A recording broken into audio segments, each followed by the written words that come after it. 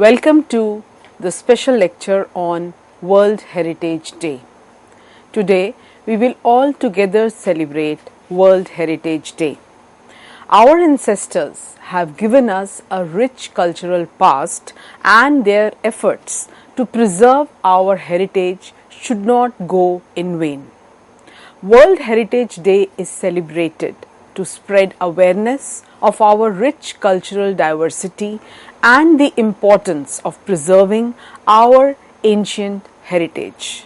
The purpose of celebrating this date is to share an important message with the younger generations to carry forward their legacy and preserve our culture. Every year, World Heritage Day is observed on 18th April. It is an internationally recognized day to preserve monuments and historical sites as well as rich inheritance associated with them. This way, we can tell a lot about our culture and also contribute our bit in preserving it. One particular day that is entirely dedicated to the collaborative chronicles of the human race and culture is much needed. The International Council on Monuments and Sites, that is ICOMOS, has done tremendous work in this regard, and it is a true celebration of their efforts also. World Heritage Day is not only about preservation of heritage or monuments. In fact, it is also related to contemporary themes like climate. The International Day for Monuments and Sites, 18th April 2022, provides a timely opportunity to showcase strategies to promote the full potential of heritage conservation, research and practice to deliver climate resilient pathways to strengthen sustainable development while advocating for just transitions to low carbon futures. So, we are not only going to focus on aspects like heritage or culture or monuments. So, World Heritage Day has also come to signify a more climate resilient pathway to low carbon futures, which is the need of the hour.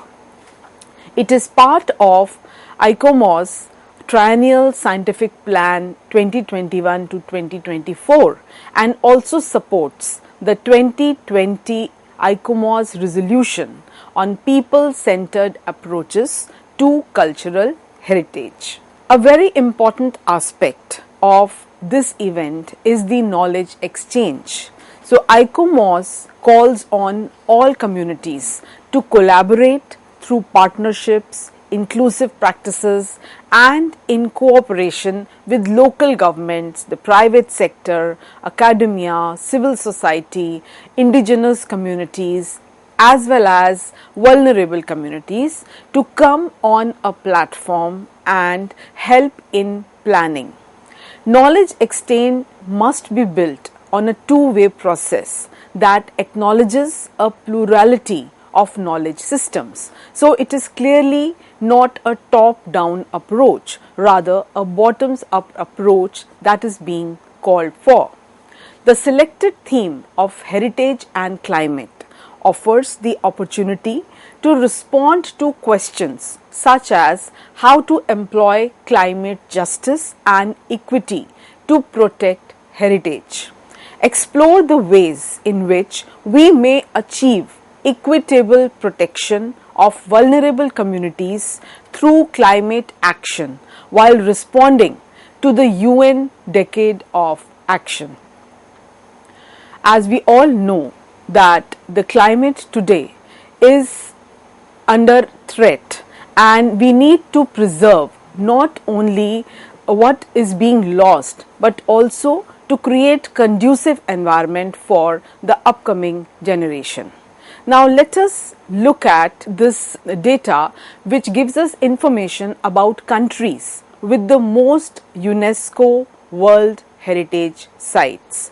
So as you can see, it is not as if all the countries have similar number of World Heritage sites, and this will also help you in understanding as to what are the reasons that some countries have access to more heritage sites as compared to the others. Then also there are some World Heritage sites which are increasingly under threat.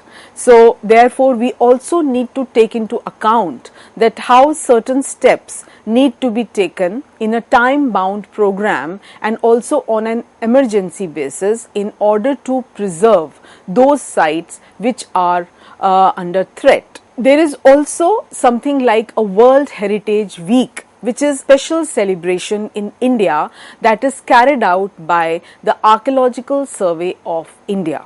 So every year from 19th to 25th of November, this week is especially dedicated to the country's natural heritage marvels and awareness about the preservation of national monuments is created among the general public. The World Heritage List has recognized 252 natural sites as World Heritage Sites. This includes 213 exclusive sites and 39 mixed sites. Interestingly, Ahmedabad has been declared as the Heritage City of India. UNESCO has recognized the heritage value of the 600-year ancient walled city built by Ahmad Shah. Now let us talk about ICROM, that is the International Center for the Study of Preservation and Restoration of Cultural Property. ICROM is an intergovernmental organization working in service to its member states to promote the conservation of all forms of cultural heritage in every region of the world. Working at the international and governmental levels and with the institutions and professionals on the ground, this organization engages and informs new generations of professionals and the general public with an interest in heritage. ICROM's mission is to provide member states with the best tools, knowledge, skills as well as enabling environment with which to preserve their cultural heritage in all of its forms for the benefit of the citizens. And this is achieved through several ways. For example, studying and promoting cultural heritage conservation, also mobilizing and coordinating expertise to address critical issues of conservation, then providing the training and research tools for implementation to strengthen the professional community. ICOMOS, that is the International Council on Monuments and Sites, works for the conservation and protection of cultural heritage places. It is the only global non-governmental organization of this kind which is dedicated to promoting the application of theory, methodology as well as several scientific techniques to the conservation of architectural as well as archaeological heritage. It is a network of experts that benefits from the interdisciplinary exchange of its members, among which there are architects, historians, archaeologists, art historians, anthropologists, engineers, geographers as well as town planners. So the members of ICOMOS contribute greatly to improving the preservation of heritage, the standards as well as the techniques for each type of cultural heritage properly. So whether there are buildings or historical cities or cultural landscapes or archaeological sites. Then another very important organization is IUCN, that is International Union for Conservation of Nature, which is the official advisor on nature to the UNESCO World Heritage Committee. So IUCN evaluates sites that are nominated for the World Heritage List and monitors the state of conservation of listed sites. So IUCN aims to improve the overall management of World Heritage sites and also to enhance the role of the World Heritage Convention in nature conservation as well as sustainable development, which is the need of the hour. So there is a close connect between heritage and climate. ICOMOS declared the cultural heritage and the climate emergency in 2020, recognizing the potential of cultural heritage to enable inclusive, transformative and a just climate action through the safeguarding of all types of cultural heritage from adverse climate effects. The implementation of risk-informed disaster responses, delivering climate resilient sustainable development. Also, there is a need to promote a perspective of equity and justice while devising such kind of planning. So, the General Assembly Resolution 2020 included working in solidarity with indigenous peoples, tribal communities, vulnerable as well as frontline communities. It was driven by participatory climate governance, also a gender responsive human rights and rights based approaches which would contribute to a transformative change were adopted. Also, there was an attempt to enable climate adaptation and deliver climate resilient pathways to strengthen sustainable development. Climate justice and equity are very central to the ongoing discourse concerning the intersections of climate change and heritage. So, a very important report in this regard was the Future of Our Pasts report that was published by ICOMOS in 2019.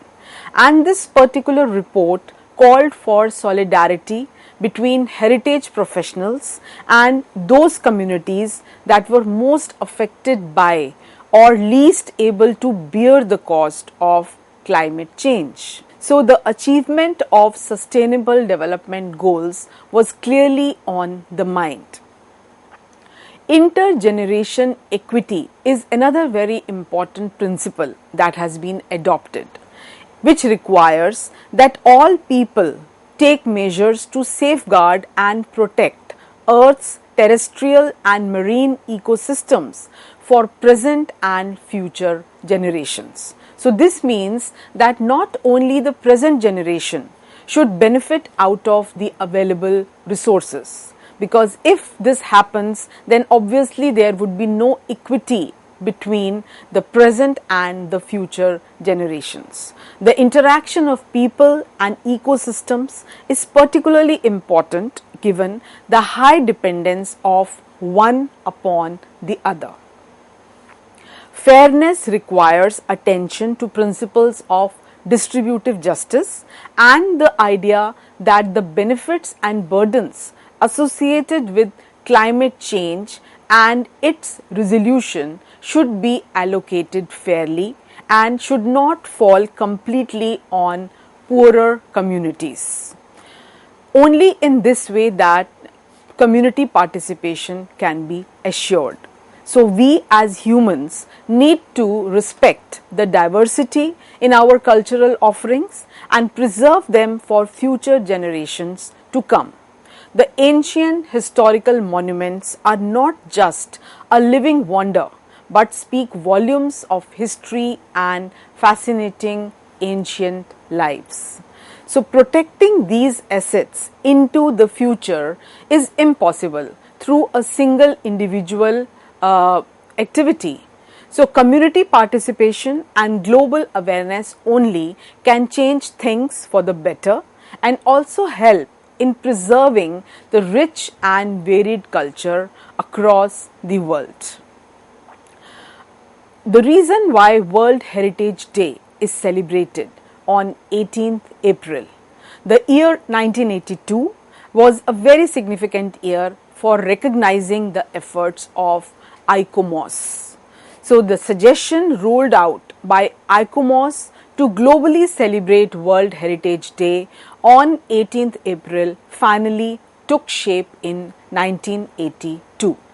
The pending approval in front of UNESCO was finally sanctioned during the 22nd General Conference. Some of the vital findings by ICOMOS during the stage of approval were to garner solidarity on international terms in tasks of strengthening and protecting global heritage sites.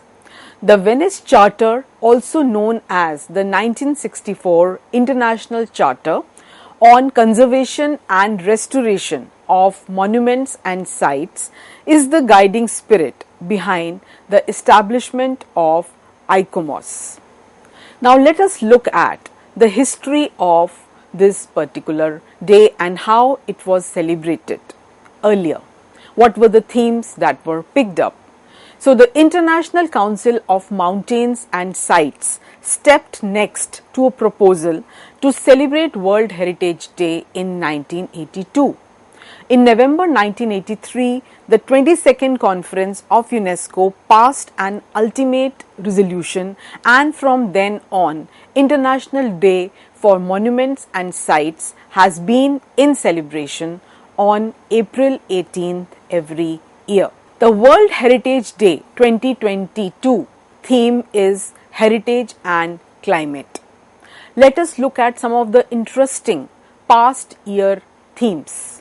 They have a close association with an appreciation of artistic hands, traditions, cultures, and also some of these themes point out to an awareness about the overall surroundings.